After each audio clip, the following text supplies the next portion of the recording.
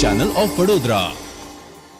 ઉત્તરાયણ પર્વની પતંગ રસિયાઓએ હર્ષોલ્લાસ સાથે 2 દિવસ ઉજવણી કરી હતી। દર વર્ષની જેમ લોકો અમદાવાદ, મહેસાણા અને ગાંધીનગર તેમજ સુરતથી સ્પેશિયલ ઉત્તરાયણ પર્વ મનાવવા માટે વડોદરા શહેરમાં આવતા હોય છે, ત્યારે આકાશ રંગબેરંગી પતંગોથી ભરાયેલું જોવા મળ્યું હતું। સાંજ પડતા જ આતશબાજી, ફટાકડા ફોડીને ઉત્તરાયણ પર્વની તમામ સૌએ ઉજવણી કરી હતી। ફટાકડા ફોડીને કરવામાં આવેલી ઉજવણીને પગલે ઉત્તરાયણમાં દિવાળી જેવો માહોલ સર્જાયો હતો।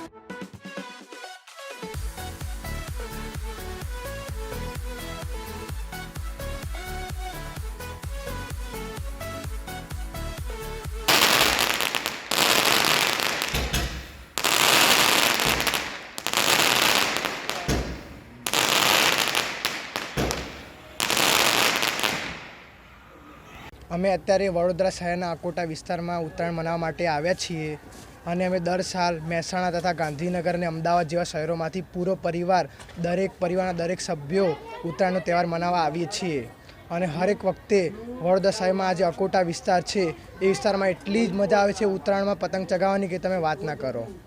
અમે ગાંધીનગર જિલ્લાથી આવ્યા છીએ અને અત્યારે વડોદરામાં વડોદરામાં છીએ અને આ મારી પહેલી ઉત્તરાયણ છે અહીંયા અને અમને બહુ મજા આવી। ઉત્તરાયણ ખરેખર અહીંયા બહુ મજા આવી અમને। કેવું લાગે છે આજે પતંગ ચગાવી? પતંગ ચગાવીને આ વચ્ચે બહુ મજા આવી।